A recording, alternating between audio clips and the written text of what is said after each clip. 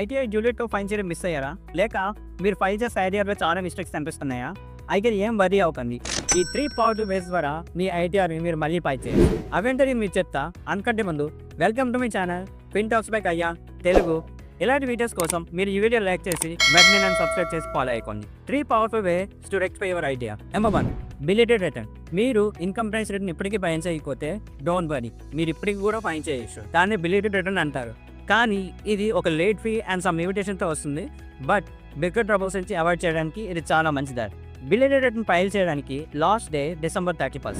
Number 2, revise return. మీరు already income tax return file చేశారు, కానీ మీకు అందులో చాలా తప్పులు అనిపిస్తున్నాయి. అయితే మీరు రివైజ్ రిటర్న్ని December 31 ఫైల్ చేసుకోవచ్చు. Number 3, ITR U updated return.